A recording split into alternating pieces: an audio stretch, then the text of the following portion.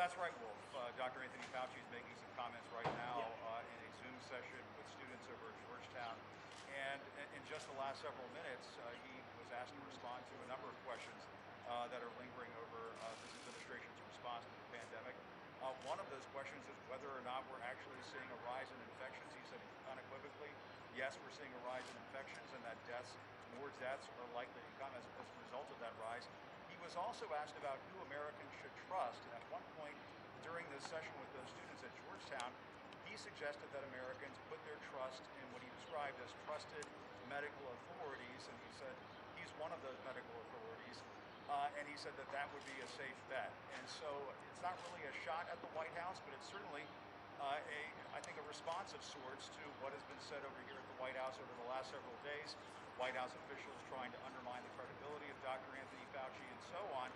Perhaps the president will be asked about this in a few moments when he comes out here for this news conference here in the Rose Garden. The White House has described it as a press conference. We've seen in recent weeks where they'll schedule a press conference and the president doesn't take questions from reporters and leaves after making remarks. But one of the things we should also point out, Wolf, earlier this afternoon, the president is also making waves on the subject of race. In an interview with CBS News, he was asked about what has been happening in the news over the last several months, what has been inspiring these Black Lives Matter protests around the country, and that is African Americans dying at the hands of white police officers. And the president snapped at the reporter for CBS, Catherine Herridge, and said that white people are dying as well. Here's more of what he had to say.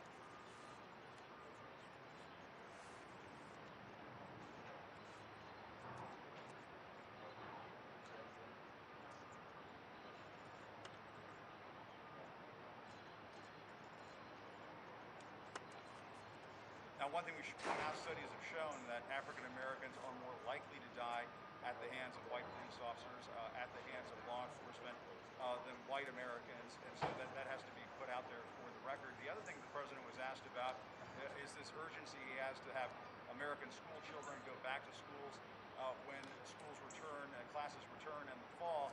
The president weighed in on that and essentially said that if kids don't go back to school in the next couple of months, that parents will die. Here's what he had to say about that.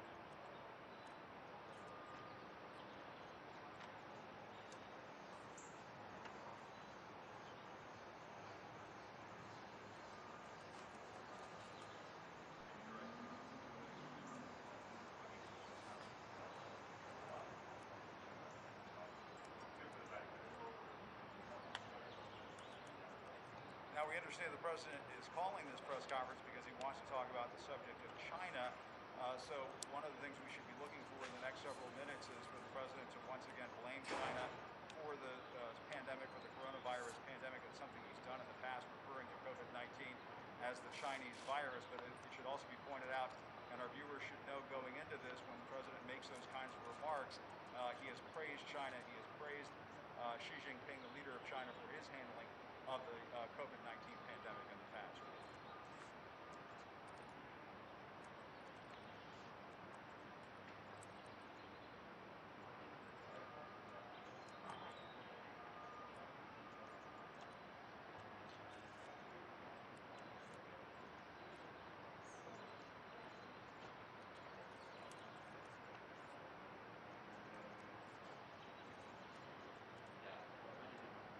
We are getting some hints from the administration that perhaps the president will want to talk about the situation in Hong Kong and China's crackdown on protesters in Hong Kong.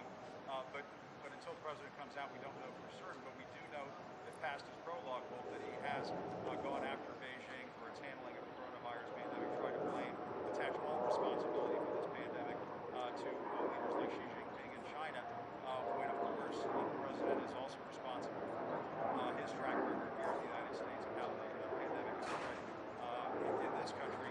One thing that we should point out about this idea of a press conference, it is something that we've seen the president do in recent weeks, where the White House will announce a news conference. The president will come out and not take questions and then leave. That has been happening primarily, Wolf, as the president's shirt tails have been on fire with his handling of this pandemic. When the news cycle hasn't been too smooth, we've seen him come out here, make a statement that he wants to get out to the public, sort of pull a bait and switch, where they'll call a press conference, the president will get what he wants to say out there. The networks will cover it because they're anticipating reporters having the chance to ask questions, and then the president hightails it out of here without taking any questions from reporters. And so we're just going to have to wait and see whether or not that is what happens. So we've been told by White House officials that perhaps the president will take questions, but knowing what we know about President Trump, we can't make any hard bets on that.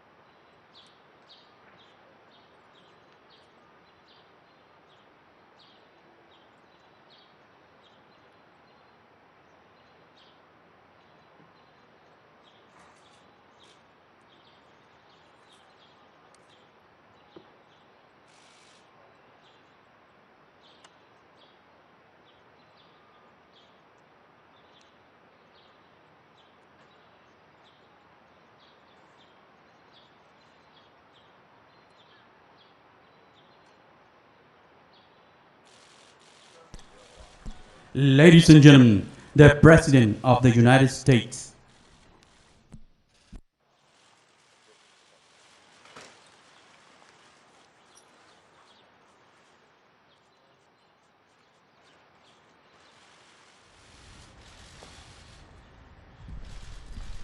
Thank you very much, everybody. Please. Hope it's not too hot, but it's pretty warm. Thank you. So, we've had a big day in the stock market. Things are coming back, and they're coming back very rapidly, a lot sooner than people thought. People are feeling good about our country. People are feeling good about therapeutics and possible vaccines. But we're going to go over quite a bit, and maybe at the end we'll take some questions if we have time. It's not too hot. Today I signed legislation and an executive order to hold China accountable for its oppressive actions against the people of Hong Kong. The Hong Kong Autonomy Act, which I signed this afternoon, passed unanimously through Congress. This law gives my administration powerful new tools to hold responsible the individuals and the entities involved in extinguishing Hong Kong's freedom. We've all watched what happened. Not a good situation. Their freedom's been taken away, their rights have been taken away, and with it goes Hong Kong, in my opinion, because it will no longer be able to compete with free markets. A lot of people will be leaving Hong Kong, I suspect. And we're going to do a lot more business because of it, because we just lost one competitor. It's the way it is. We lost a very, very serious competitor that we incentivized to take a lot of business and do well. And we gave them a lot of business by doing what we did. We gave them things that nobody else had the right to do. And that gave them a big edge over other markets. And because of that edge, they've done really historic business, tremendous business, far bigger than anybody would have thought years ago when we did this gift. It was really a gift to freedom. Today, I also signed an executive order ending U.S. preferential treatment for Hong Kong. Hong Kong will now be treated the same as mainland China. No special privileges, no special economic treatment, and no export of sensitive technologies. In addition to that, as you know, we're placing massive tariffs and have placed very large tariffs on China. First time that's ever happened to China. Billions of dollars have been paid to the United States, of which I've given quite a bit to the farmers and ranchers of our country because they were targeted. And that's been going on for 3 years. It's the first time anybody's ever done anything like that. And prior to the plague pouring in from China, they were having the worst years, you know, in 67 years. And I don't want them to have a bad year. I want them to have a good year. But they were taking advantage of the United States for many, many years. And that's stopping. But then the virus came in, and the world is a different place. But we're now getting back. And one of the reasons the market's doing so, it's almost at the point that it was at prior to the plague. Almost. We're getting very close. It's a great thing. It's an amazing thing what our people have done and what they've endured. No administration has been tougher on China than this administration. We imposed historic tariffs. We stood up to China's intellectual property theft at a level that nobody's ever come close. We confronted untrustworthy Chinese technology and telecom providers. We convinced many countries, and I did this myself for the most part, not to use Huawei, because we think it's an unsafe security risk. It's a big security risk. I talked many countries out of using it. If they want to do business with us, they can't use it. Just today, I believe that UK announced that they're not going to be using it. And that was up in the air for a long time, but they've decided. And you look at Italy, you look at many other countries.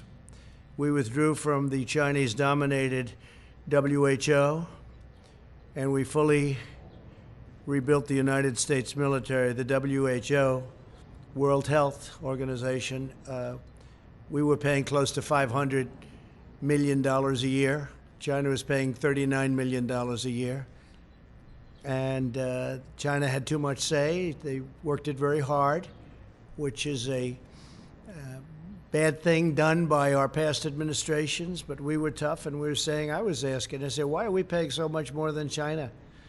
China has 1.4 billion people. We have 325, probably 325. Admittedly, nobody can give the exact count. We're trying to get an exact count, but you have, over the years, many illegals who have come into the country, so it depends on how you want to count it.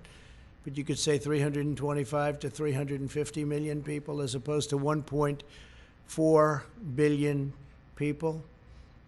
And the world trade is terrible. That deal is terrible. The world health is a terrible deal.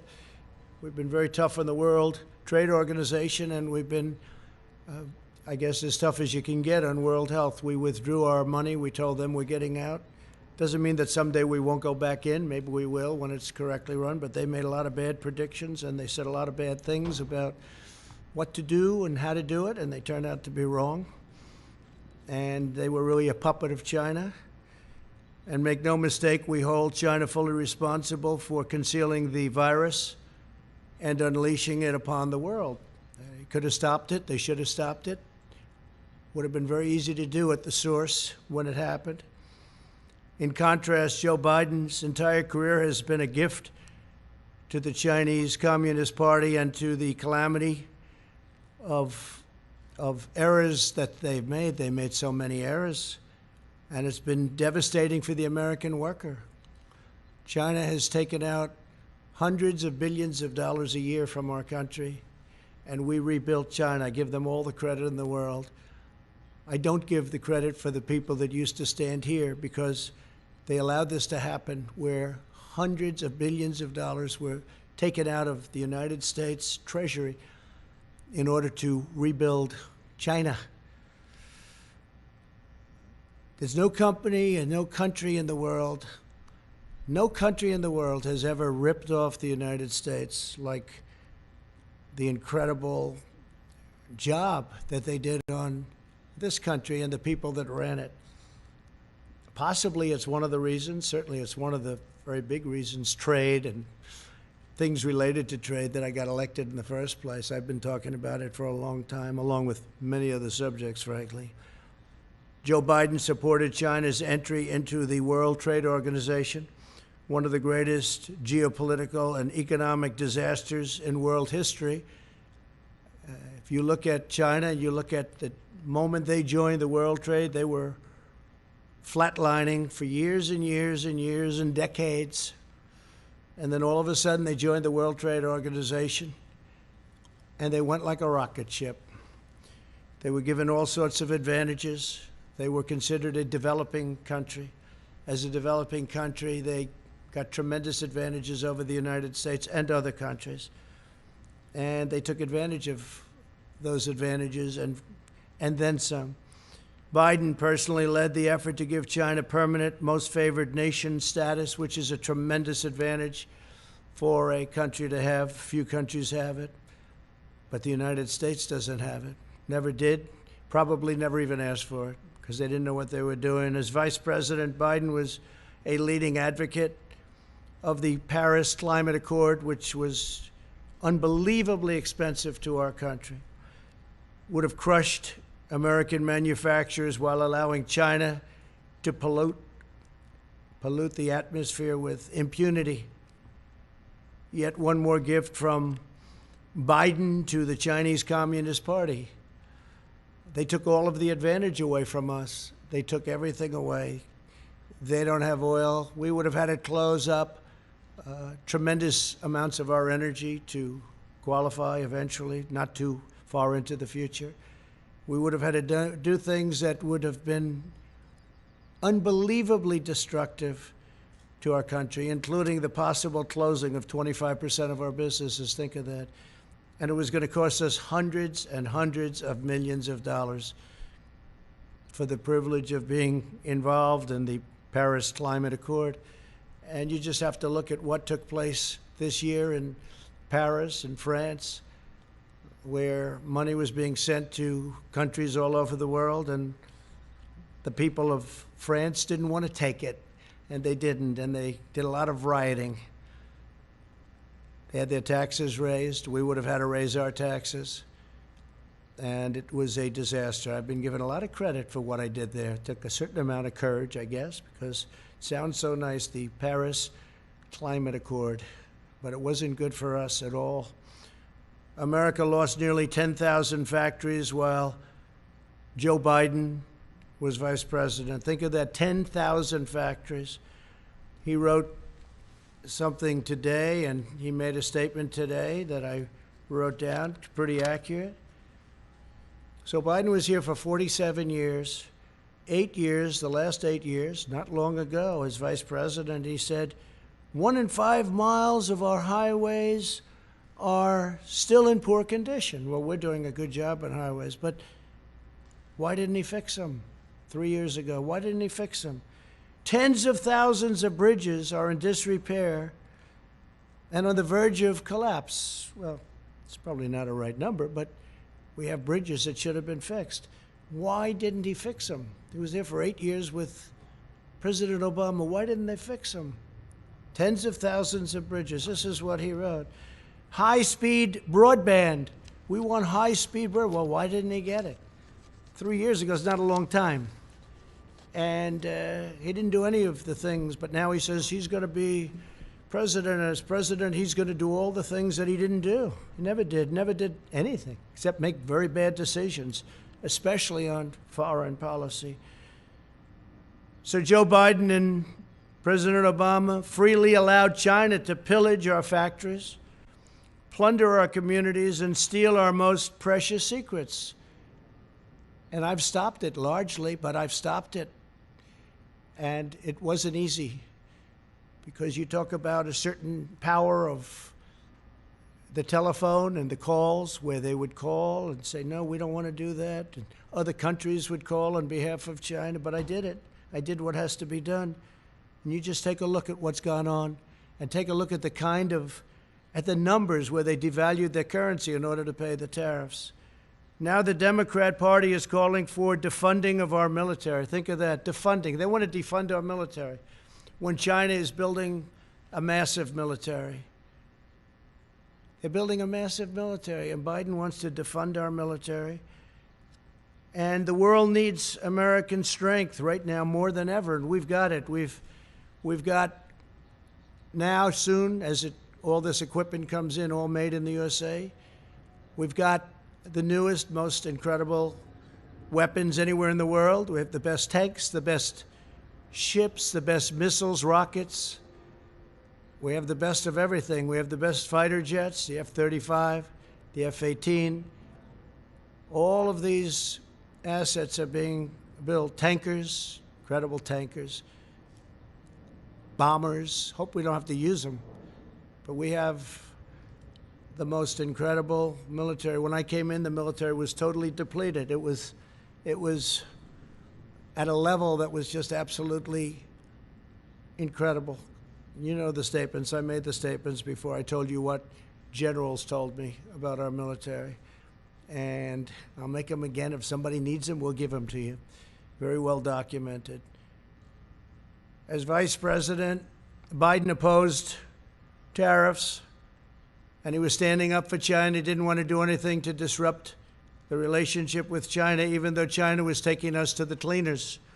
He opposed my very strict travel ban on Chinese nationals to stop the spread of the China virus. He was totally against it. Xenophobic, he called me. Xenophobic. A month later, he admitted I was right. We would have had thousands of people additionally die if we let people come in from heavily infected China. But we stopped it. We did a travel ban in January.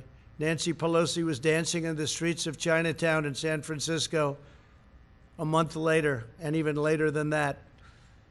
And others too. They all thought what I did was a terrible mistake. We would have lost, in fact, Dr. Fauci said he would have lost thousands of additional people if President Trump had to do that. And I was a crowd of one, because even experts didn't want to do it. They thought it was a mistake. And then I did Europe when I started seeing what was going on in Italy and Spain and France and other countries in Europe, I did a ban on people coming in from Europe. That would have been disastrous for our country also. And we saved tens of thousands of lives, but we actually saved millions of lives. By closing up, we saved millions, potentially millions of lives. Could be a number that we're actually working on, but it could be 2 to 3 million lives. So we're at 135,000, which is terrible. One is too much. But we would have had millions of people dead from this curse that came at us. But we did what we had to do, and now we'll put out the flames as it happens. We have to get the schools open. We have to get everything open. A lot of people don't want to do that for political reasons, not for other reasons. But if we had listened to Joe Biden, hundreds of thousands of additional lives would have been lost. And if you look at the job he did on swine flu, I looked at a poll. They have polls on everything nowadays. And they got very bad marks on the job they did on the swine flu. H1N1. He calls it N1H1. H1N1. Got very poor marks from Gallup on the job they did on swine flu. And they stopped very early on testing. They totally stopped it. They just said stop. And frankly, if we didn't test, you wouldn't have all the headlines because we're showing cases. Now, we have just about the lowest mortality rate. But if we did, think of this, if we didn't do testing, instead of testing over 40 million people, if we did half the testing, we'd have half the cases. If we did another, you cut that in half, we'd have yet again half of that. But the headlines are always testing. Now, the testing is a good thing, but at the same time, it's fodder for the fake news to report cases. So we're doing 40 million plus, going to be very close to 45 million people. And when I turn on the news, I see cases, cases, cases. They don't talk about deaths being cut down to a level that actually tenfold they use. I got that from one of the very respected media outlets. Tenfold, cut tenfold deaths, but they don't talk about that. They talk about cases, and the cases are created because of the fact that we do tremendous testing. We're the best testing in the world. We now make ventilators for the world. We had very few ventilators. There wasn't one person in any hospital anywhere in this country that needed a ventilator that didn't get it. And that was because we mobilized to a level, using the Purchasing Act in some cases, we mobilized to a level that nobody thought possible. Nothing's happened like that since World War II. Our task force has done a great job. Mike Pence works so hard, it gets so little credit. Sad to see that, actually. But he works so hard, gets so little credit. The governors would tell us, we'd be on the phone with 50 different governors. They'd all tell us what a great job, great job. And then they'll go to the media and say, well, they didn't do such a good job. Well, we did a great job. We made a lot of governors look fantastic. We did in New York. What we did in New York was one of the most incredible things. 2,800 bed in Javits Center, but the governor used very few of them, unfortunately. Then we moved in our great hospital ship, one of our two great. We moved one also to Los Angeles. And we could have used that for our senior citizens. We could have used it for other people. They could have used it instead of sending our seniors back into nursing homes that were infected, where you lost thousands of people. Thousands of people in New York died because of poor management by the governor. And it's a very sad thing to see, and very sad to watch, and very sad to look at those statistics. But we have an incredible Javits Center that we built with thousands of beds. I think it was 2,800, all ready to go. And they could have sent people there, or they could have sent senior citizens there instead of sending them into the nursing homes. And after all of that work and getting it done, the Army Corps of Engineers, I mean, the job they did was incredible. They built it in a matter of days. When it was all completed, FEMA, everybody was there, doctors. We ended up getting doctors. They said, we can't man it. I said, so we'll man it and woman it. And that's what we did. We brought in doctors, nurses, everything. We're all set. We said, where are the people? They didn't send the people. Very few people came in. They could have sent them into the Javits Center. They could have sent them to the hospital ship, which was virtually unused, but we were there. By contrast, my administration acted very early to ban travel from China, from Europe, saving all of these lives. Incredible. And I want everyone to know, I want every citizen to know that we're using the full power of the federal government to fight the China virus and to keep our people safe. Through Operation Warp Speed, we will deliver a vaccine in record-breaking time. We're doing very well on the vaccines. We have many, many different vaccines being studied right now, many of which are looking really good. And we're ready to distribute the vaccine when we get it. We're all set, taking a risk, an economic risk of preparing for delivery because we feel very certain it's going to be there. But logistically, we have our military ready to go. We have generals, that's all they do is distribute things, and they're going to be distributing hopefully a vaccine or a therapeutic, and it's coming out really well. And I think you're going to have some good news very, very quickly having to do with the vaccines. We're also working with many other countries on the vaccine. Many countries are working with us. We're unleashing our nation's scientific genius to kill the virus. Joe Biden didn't just side with China on the virus. He did. He called me, again, xenophobic. That's what he said. You all heard it many times. He described the rise of China as, quote, a very positive development. Not a positive development. Not for us, it's not. He said that the idea that China is our competition is really bizarre. He's really bizarre. He said, China's not a problem. No. Nobody's ripped us off more than China over the last 25, 30 years. Nobody close. And he says, China's not a problem. Now he takes it all back now. Now he wants to be Mr. Tough Guy. But for years, 47 years, he never came out against China, never said anything bad, just the opposite. His son walked out with $1.5 billion of money to invest where he'll make hundreds of thousands of dollars, maybe millions of dollars a year. Walked out with $1.5 billion. I asked one of the biggest people on Wall Street, maybe the biggest, is that possible? He said no. He's never seen it. They don't do that. But Hunter, where's Hunter? Where is Hunter, by the way? Hunter Biden walked out with $1.5 billion. In Ukraine, he got $83,000 a month and I guess an upfront payment of $3 million. So he went from not having a job to getting $83,000 a month with a lot of money paid up front to work for Burisma. And you all know about Burisma. But nothing happens, nobody cares. And he was unemployed, as you know. He was unfortunately forced to leave the military. He was forced to leave. Didn't have a job, and all of a sudden he's making a fortune. But nobody talks about that. Indeed, Biden expressed more fawning praise about China on an ordinary day than about America.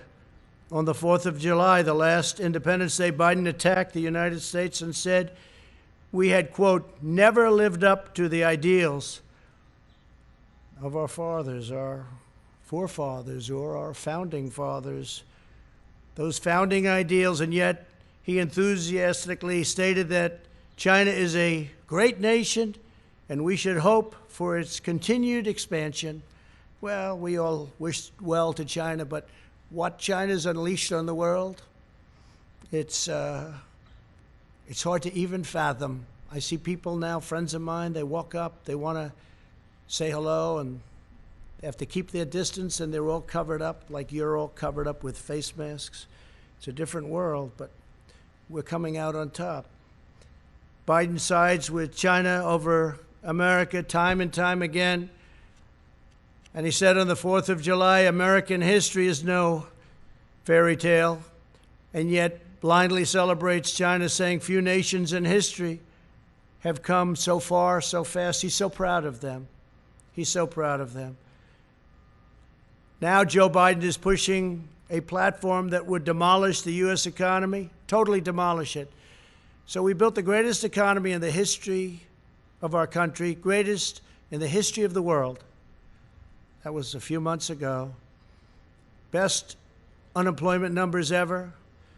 best for African American, Asian American, Hispanic American, best for women, best for everybody, best for young people that didn't have a high school diploma, didn't have a college diploma. They had a diploma, they were really in good shape. We built the greatest ever stock market highest ever in history. We had 143 days of all-time stock market highs in just less than 3.5 years. And we had to close it down because we did the right thing by doing that. As I said, we saved millions of lives. But China was saying, this is incredible what's going on. China was for the first time respecting the United States. And now they want to do something that's much different, Joe Biden. So I've watched this, and I've watched it with great interest. We're building our economy again. I guess the stock market went up almost 500 points today, or something thereabouts. You'll check, but it was up a lot when I left. And our economy is coming back. We're almost at a level where, even though it's long before the very important, maybe the most important ever election of November 3rd. We're long before that, but we're close to record stock markets again, and NASDAQ hit an all-time high for the 16th time. Think of that, for the 16th time over the last month or so, for the 16th time. So one of our markets already hit an all-time high. Today, Joe Biden gave a speech in which he said that the core of his economic agenda is a hard left crusade against American energy. He wants to kill American energy. He wants to re-enter the unfair, one-sided Paris Climate Accord, which will destroy us, at the expense of many other nations who benefit. It was actually drawn, in my opinion, to take advantage of the United States, just like so many other deals are done to take advantage of the fools running the United States. But this would do nothing for the environment, but would cripple American industry while greatly helping China. He wants to impose massive energy taxes and job-crushing mandates to eliminate carbon from the United States economy. Let him define the word carbon, because he won't be able to. Obliterating American oil, clean coal, natural gas, and the natural energy resources that supply countless American jobs. Joe Biden put AOC, a young woman, not talented in many ways, in charge of his energy plan and the environment, essentially. Her and Bernie Sanders, who ran a lot of times for president, never made it. Good base, but that's about it.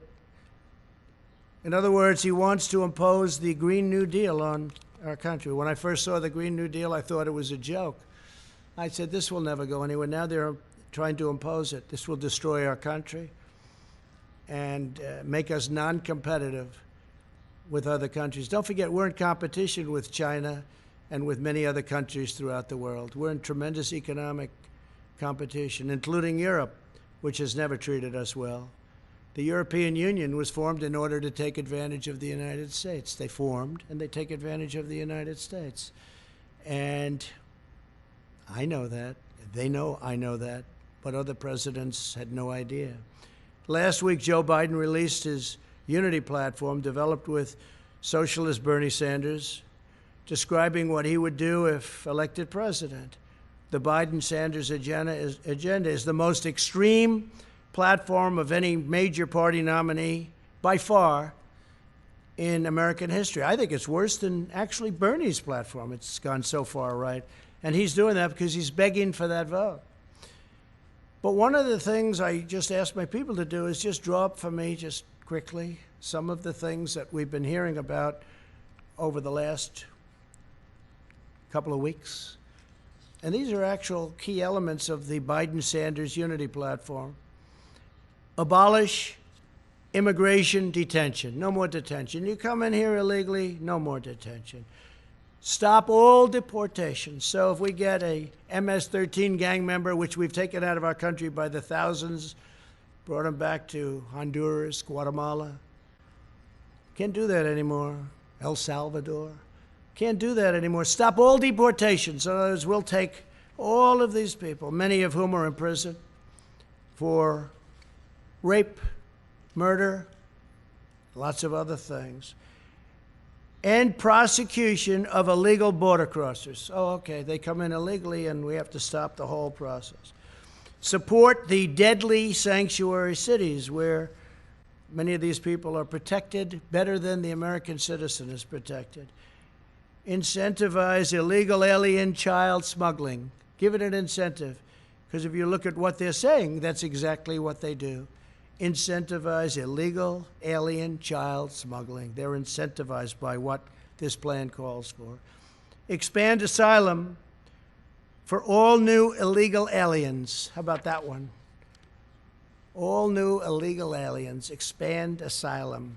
Cancel all asylum cooperation agreements in the Western Hemisphere. Well, we have agreements with Honduras, Guatemala, with El Salvador. We have great agreements where when Biden and Obama used to bring killers out, they would say, don't bring them back to our country. We don't want them. Well, we have to. We don't want them. They wouldn't take them. Now with us, they take them.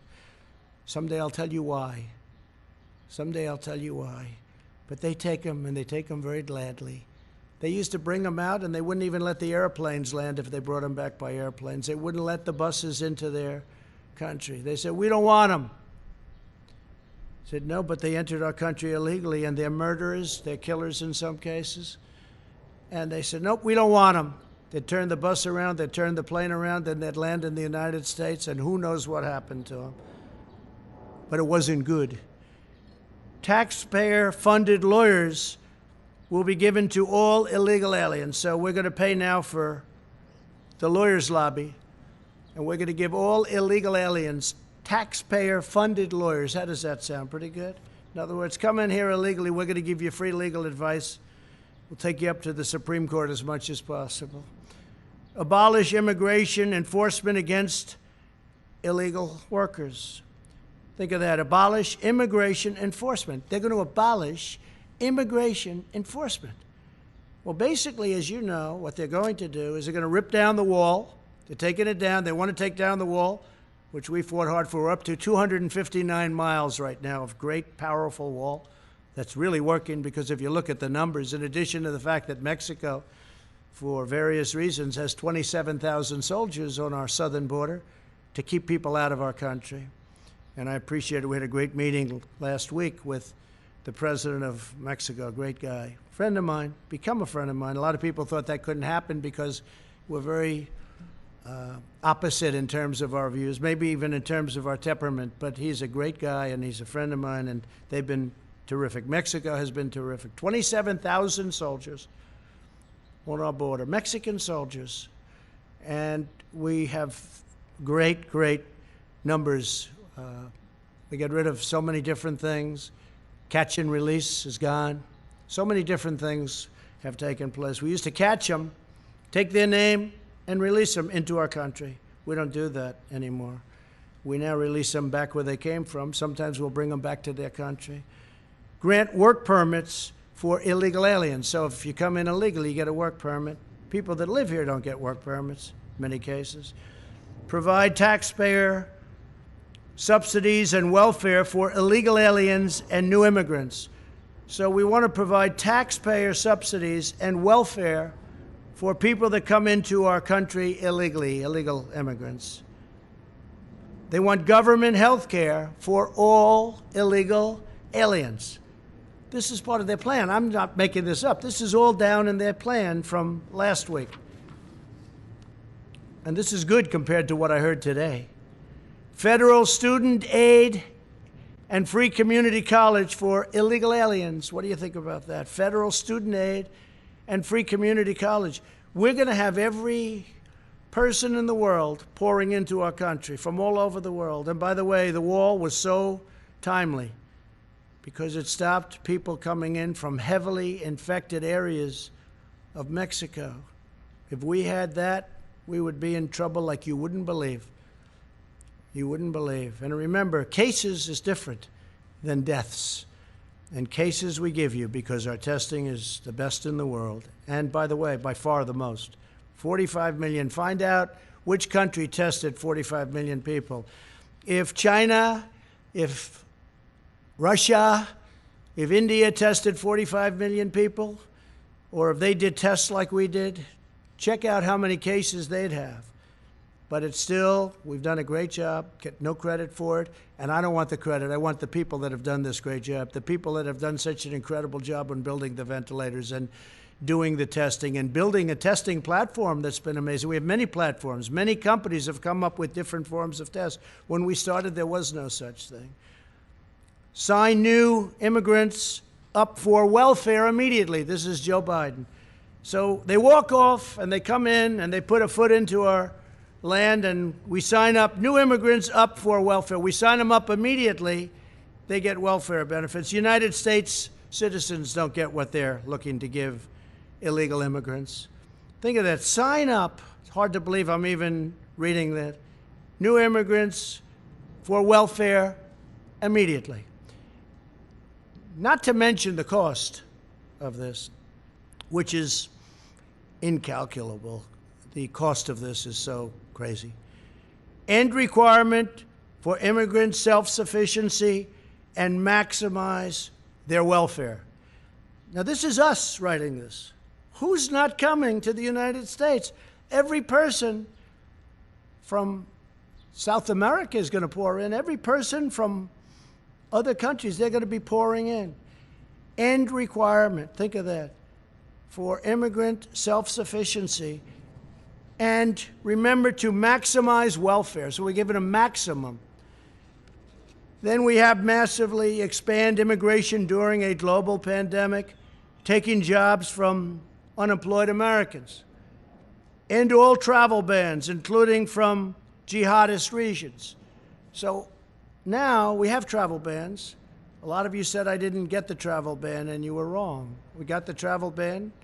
We lost in the Ninth Circuit. We lost again in the Ninth Circuit, and then we won in the Supreme Court. We have a very strong travel ban. And we don't want people that are going to come in and blow up our cities, do things.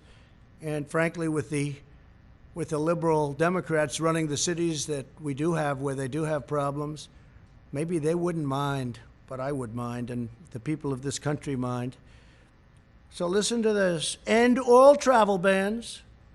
He's talking about the ban that I won, that everybody said I didn't win. They said I didn't win because in the lower court we lost, that we lost in the appellate division, and then we won in the Supreme Court. So he said he lost, and they're right at the lower level. But in the meantime, we won in the Supreme Court. So it's in effect, but they didn't say that. They said he lost, which again is fake news, but that's the way they do it. So end all travel bans, including from jihadist regions, they specify that. Grant mass amnesty. Everybody gets amnesty, mass amnesty. Think of that. And this is create a roadmap to citizenship for massive, massive numbers. And we're not talking about DACA because I'm going to take care of DACA much better than the Democrats did. The Democrats had their chance, and they blew it. But we're going to take care of DACA because I'm going to be doing, in the not-too-distant future, pretty soon, I'm going to be signing a new immigration action, very, very big merit-based immigration action that, based on the DACA decision, I'll be able to do. Vastly expand low-skilled immigration to the United States.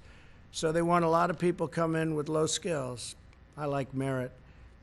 Think of that. Vastly expand low-skilled immigration to the United States. These are the things that are in the plan. This is Biden. Biden's gone radical left. Increase refugee admissions by 700%. Huh. That's a lot. By 700%. Nobody's ever heard of such a thing. Increase refugee admissions by 700%. Abolish law enforcement as we know it. I think the police do an incredible job in this country. And you're going to have a rogue, terrible cop on occasion, like you do in any industry, in any business, in any profession. But I think they do an incredible job. Abolish law enforcement as we know it. End cash bail. No bail. Just, we let you right out. Look at what's happened to New York. Crime is up, shootings are up at numbers that nobody's ever seen before. Look at Chicago, what a disaster. And we're waiting for them to call us because we're all set to go. We have the FBI. We have Homeland Security. We have everybody ready to go. We have the National Guard. They're all ready to go. End cash bail, releasing dangerous criminals onto our streets. Cash bail. New York just did that. Other places have done it. They haven't turned out too good. Abolish completely the death penalty. And I know there's a lot of debate on the death penalty, and there has been for a long time, but sometimes you use the death penalty depending on the crime. You know what happened today with regard to the death penalty. Appoint social justice prosecutors in order to free violent criminals. So they want to appoint social justice prosecutors to free violent criminals. End mandatory minimums. And that's by empowering judges to determine appropriate sentences, by fighting to repeal mandatory minimums at the federal level and give states incentives to repeal their mandatory minimums. We could go on for days. Incentivize prison closure. So they want to close our prisons. They now want to abolish our police departments. They want to abolish our prisons, I guess. Incentivize jail and prison closures as populations decline. Ensure the resources saved are invested directly into those communities. So they want to close them rather than have them for some very bad people, people that are not going to behave when they get out. You see that in New York. They allowed a lot of criminals out, and those criminals are causing havoc. And then they got rid of their incredible and legendary crime squad. And bad things are happening in New York. Bad things are happening. I love New York. I hate to see what's going on. End solitary confinement. Free federal housing for former inmates. So federal housing now can go to inmates, former inmates. Rejoin Paris Climate Accord and seek an even higher level of restrictions. Oh, I didn't notice that. Oh, I see. So they want to rejoin the Paris Climate Accord, and they want to seek an even higher level of restriction. In other words, make it worse than it was. Mandate net zero carbon emissions for homes, offices, and all new buildings by 2030. That basically means no windows, no nothing. It's very hard to do. I tell people when they want to go into some of these buildings, how are your eyes? Because they won't be good in 5 years.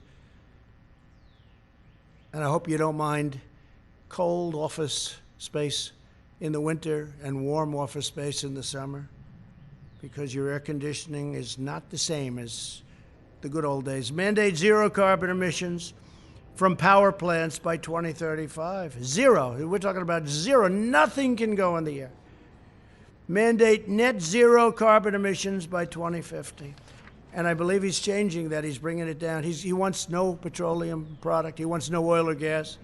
I don't think Texas is going to do too well. They're going to get rid of about 7 million jobs if you go by the Biden plan. I don't think that Oklahoma, North Dakota, Pennsylvania, you're going to be too happy with that, and many other states, Ohio.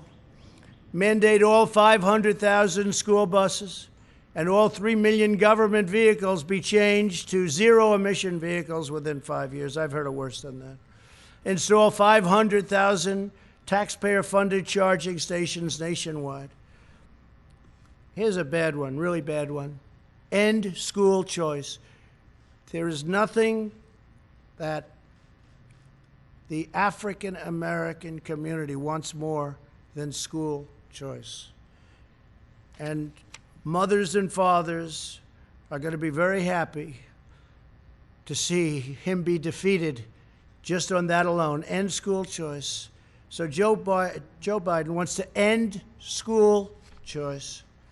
end tax credit scholarships serving disadvantaged students in 26 states, oppose 14 million Americans with education savings accounts, and get rid of school choice, having to do with school choice. Eliminate school choice in Washington, D.C. You know what they've done in Washington. They have some incredible example right here. Example. I know of one example. I think they have a number of them, but one is incredible. Abolish all charter schools. Charter schools are doing great. Ban funding for charter schools in poor neighborhoods. We don't want charter schools in poor neighborhoods. Well, that's not fair. Abolish educational standards. Abolish in the suburbs. You're going to abolish the suburbs with this. Enforce Obama-Biden's radical AFFH. That's the AFFH regulation that threatens to strip localities of federal affordable housing funds unless they change their zoning laws to fit the federal government's demands. So what you have, I mean, I've been watching this for years in Westchester, coming from New York. They want low-income housing built in a neighborhood. Well, I'm ending that rule. I'm taking it out. So I spoke with Ben Carson the other day. We're going to be taking it out. I've watched that whole thing go, and now they want to make it twice as bad in the suburbs. In the suburbs. Mothers aren't happy about that. Fathers aren't happy about that. They worked hard to buy a house, and now they're going to watch the housing values drop like a rock, and that has happened. Drop like a rock. So we're not going to do that. We're going to do the exact opposite. Probably there has never been a time, and this is just a few, it's much worse than that. We did this very quickly. It's probably never been a time when candidates are so different. We want law and order. They don't want law and order. We want strong, closed borders with people able to come in through merit, through a legal process. They don't want to have any borders at all. They're going to rip down the wall. It was hard to get that built, and now it's almost completed. It'll be completed by a little after the end of the year. They want to rip it down, and it's had such an impact. It's incredible. It stops trafficking, human trafficking of women and children, but women mostly. Human trafficking, one of the worst things ever, all at a level that it's never been at because of the internet. You think of it as an ancient statement. You wouldn't think that's possible today, but it's human trafficking of women and children. And they want to let that continue. The wall has stopped it so much because they will go over to a section where there aren't people, not an entry point, and they'll make a left into the United States. They're on their way. They can't do that anymore. We have a 30-foot wall that goes 6 feet into the ground. It stops a lot of the tunneling because they're pretty good at tunnels. But we watch the tunnels, and we have equipment for that. But you can't make a left anymore and come into the United States loaded up with human traffic. So they want to take down the wall. They want to have open borders. Think of open borders today, though, with the pandemic. I mean, the timing is sort of interesting, but with the pandemic. So there's never been a time when two candidates were so different. I mean, I've seen races where it's like the same exact platforms. I'm even talking about essentially Democrat, Republican. There's not that much difference. There's a little difference, but there's not much. You choose one because you like the way they look. You like the way they sound. You like the way they talk. You like something about one, and you don't like the other. But there's never been a difference. Here's one of the greatest differences. This is, without question, the single biggest difference if you want law and order. For instance, I enacted recently, when I saw all that was going on with federal monuments, we don't have the right to do states, although we're trying to find it. But with the monuments, where they wanted to rip down Andrew Jackson, they wanted to rip down George Washington. They were actually heading over to the Jefferson Memorial, if you can believe that. But this has been going on, and I found an act that we've used, and we have many, many people in jail right now. Many, many people in jail all over the country because they tried to destroy, or in some cases got it down, a federal statue or monument. We haven't had anybody making a move since I enacted this. I signed an executive order a couple of weeks ago, and it says very simply, 10 years in jail. You do it, 10 years in jail. The amazing part is we were able to catch everybody because thanks to all of you on television, we appreciate it. But we have their pictures. We have the man standing on Andrew Jackson's horse. We have the man standing by General George Washington. We have everybody standing. They were going to go for the Emancipation Proclamation, Abraham Lincoln, standing with a young man who was being freed. And we said, we're going to do something. We can't let this happen. Now, it could be removed at some point. You go through a process, a legal process, go through Congress, whatever. I understand that. At the same time, some people like these statues and monuments, but it can be removed, but you have to go through a legal process. So they were going to have 20 to 25,000 people that night. Nobody showed up. Nobody. You know that because you were disappointed to see that. The next night, I believe 22 people showed up. They said, we're going to make it Friday night instead. And 22 people showed up. 4 were actually arrested because we have pictures of them knocking down other statues. So they're in jail now.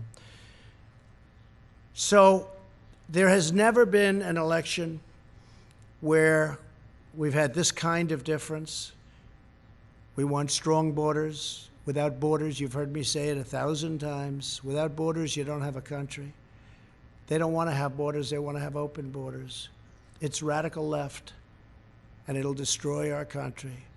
20 years ago, Venezuela was a very rich country, one of the richest anywhere. Per capita, one of the richest, tremendous oil reserves. Now they don't have water. They don't have food. They don't have medicine. We do everything we can to take care of the people, but they have nothing. And that's exactly the ideology that you have going over here. If I wasn't there to stop it, if I wasn't here to say, no way, that's not going to happen, we'd be in some mess. We'd be in some mess. And Pelosi and Schumer and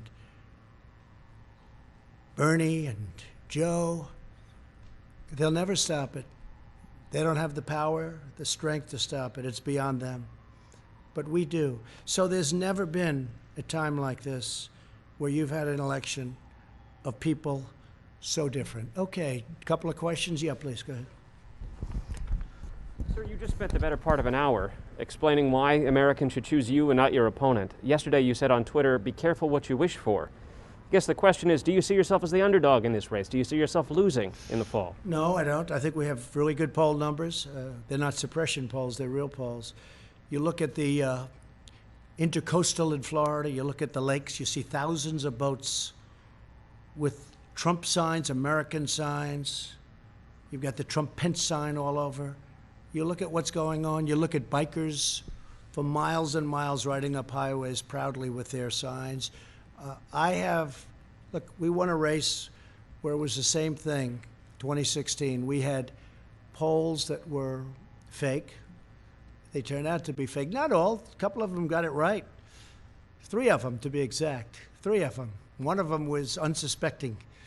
But they got it right. They were very proud of it. But we had in 2016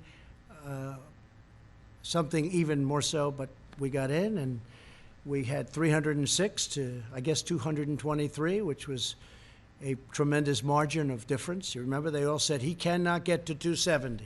I went to Maine a number of times where we just freed up lobster fishing and fishing. They took away 5,000 square miles from Maine. I just opened it up, and I just got rid of tariffs in China, and we're working on European Union, which charge our fishermen tariffs. And I said, you're not going to do that. So we freed it up for Maine. But if you take a look, we went up there recently. There were crowds, thousands of people lined up going over to a factory where we were opening up for. We're making swabs, a beautiful big new factory making swabs. I think that the enthusiasm now is greater, and maybe far greater than it was in 2016. I think a lot of people don't want to talk about it. I think they're not going to say, hey, I'm for Trump, I'm for Trump. They don't want to go through the process. And I fully understand that because the process is not fair. The media doesn't treat us fairly.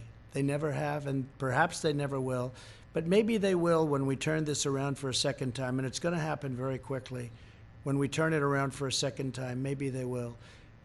I think we're doing very well in the polls, and I think you have a silent majority, the likes of which this country has never seen before. This is a very important election. We've done a great job. We had to turn it off, as I said, turn it off, and now we've started it again. As you know, they announced 2 weeks ago record job numbers, almost 5 million people. And that beat the last month, which was also a record, 2.8 million people. Nobody's ever done what we've done, and now we're doing it twice. And I think by Election Day, you're going to see some incredible numbers. The third quarter is going to be really good. Fourth quarter is going to be great, but next year is going to be one of the best economic years. So hopefully I'll be able to be the president where we say, look at the great job I did. At this point. I think great. I think we have a great chance. I think we're going to have a lot of people show up. I'm very worried about mail-in voting because I think it's subject to tremendous fraud and being rigged. You see that Paterson, New Jersey, where I believe it was 20% of the vote was fraudulent. It was all sorts of things happened. I understand a mailman was recently indicted someplace for playing games with the mail-in ballots. You'll have tremendous fraud if you do these mail-in ballots. Now, absentee ballots are okay, because absentee ballots, you have to get applications, you have to go through a process. If I'm here and I vote in Florida, you get an absentee ballot, but you have to go through a process. Absentee ballots are great. But mail-in voting, where a governor mails millions of ballots to people all over the state, California, millions and millions of ballots as an example, and then they come back, they don't come back, who got them? Did you forget to send them to a Republican area or a Democrat area, I guess you could say? But if you take a look at all of the unbelievable fraud that's been involved with mail-in voting over the last even short period of while, but look at Paterson, New Jersey. It was a massive error and a massive miscalculation, and there was incredible fraud. Look at the city council, what's happened to it. This is one place, but you have many places, and they're all over. Yes, please. Thank you, sir. I want to know, when's the last time you spoke with President Xi of China, and do you plan to speak with him in the near future? No, I haven't spoken to him. Well, no, I don't. I have no plan to speak to him. Yeah, And, please go. sir, follow-up, one Thank you. So, do you want to do a follow-up? Yeah, if you don't mind. Okay, yeah. Is it okay? Yeah, go ahead. Yeah. I just wanted to know, Ruth Bader Ginsburg was hospitalized today with an infection. Wanted to know if you had any reaction to that news. No, I wish her the best. I hope she's better. I didn't hear that, actually. She was just hospitalized? No, that's too bad. No, I wish her the best. Okay. She's actually giving me some good rulings. Okay? So you know that, right? People were surprised. No, I wish her the absolute best. Please. Thank you, Mr. President. So you were mentioning the travel bans, and I wonder when do you plan to review that, because the European countries are in the situation is under control, much a better place than the U.S., and there is no ban for other hotspots like Russia and India. So what will be the criteria to change that? And another question. Well, you know, we've banned for Europe, and at some point that'll come off, and we're dealing with them all the time. The relationship's very good. They just don't treat us very well on trade. They have been very unfair to us over many, many decades, and we're doing that. It's very easy to solve. I was all set to solve it, actually, and then we got hit with the plague. But we have a travel ban on various countries, and that travel ban remains until such time as we say it doesn't remain. And We Mr. want our country safe. We don't, unlike Biden, we don't want to have criminals pouring into our country. We don't want to have open borders. We're not going to have that. And we want to take care of our police. We want to actually fund our police, not defund them. And we're not going to abolish our police, and we're not going to make our military small and weak, because probably, or at least at top of the level, we need our military right now. Yeah, go ahead, please. So how do you think that the America First policy can work during a pandemic? Aren't you concerned that this could actually damage the U.S. and make China more influence around the world? Okay, look, my policy is America first. We've lost hundreds of billions of dollars a year with China and many other countries. And what we're doing is just handing everybody everything. It's just sad. I've watched it. I've looked at it. We did the U.S.-Mexico. You saw that, USMCA. We made a very fair deal on trade. We had the worst deal ever, right? You know that. We had the worst deal ever, and it replaced that. It replaced that horrible NAFTA deal that was one of the worst trade deals ever made. I'll tell you, the only deal that might be worse is the WTO, World Trade Organization. Maybe worse. OAN, please. Thank you, Mr. President.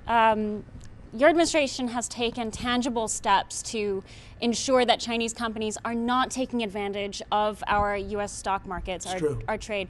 Last week, your administration sent a letter to the Railroad Retirement Board asking them to reconsider investments in Chinese defense firms. Meaning not to invest. Correct. That's correct. So where is that request now, and are you taking tangible actions to ensure that U.S. investments don't continue to fund defense firms in China? And you'll see more coming. This was a very important bill that we signed, but you're going to see more coming over the next short period of time. But yes, we don't want them investing in Chinese military companies, okay? Letters, I mean, what actions can be taken to ensure that does not happen? Well, you have a lot of actions we can take, including the increase. You know, right now people don't know China's paying a lot of tariffs. We made a China deal, and they bought just, I think, the third highest amount of corn ever in world history. They just bought from us the highest amount, which is great for our farmers. But I view it differently than I did before I made the deal. When I made the deal, I thought this was a great deal. After what happened to us, what happened to the world coming from China, I view it much differently. But we can impose massive tariffs on China if we want, and other countries if we want. And we'll see. We just want to be treated fairly. We want a level playing field. Our farmers were never treated properly by anybody, and they were targeted by China. You know, I paid our farmers $28 billion over a 2-year period because they were targeted to that amount of money, to that exact amount of money, 28. It was 16 billion, and it was 12 billion, 28 over a 2-year period. And we gave $28 billion to our farmers. That's why they're all here. And now they're doing very well. Our farmers are doing very well because we made really great trade deals. USMCA just kicked in. The China deal, they're buying a lot. They are buying a lot. We'll say that. They're buying a lot. A lot of people ask, how are they doing on the trade deal? They're buying a lot. So I want to thank everybody, and we'll be having these conferences. Again, we're going to be signing an immigration act very soon. It's going to be based on merit. It's going to be very strong. We're going to work on DACA because we want to make people happy. And I'll tell you, even conservative Republicans want to see something happen with DACA. The Democrats had their chance for 3 years to do something with DACA, and they always turned it down. They always turned it down. They used it as politics. I'm using it to get something done. But we'll be signing a very powerful immigration act. It'll be great. It'll be merit-based. The country's tried to get it for 25 or 30 years. It'll be strong on the border, but you'll come in legally, and you'll be able to come in legally.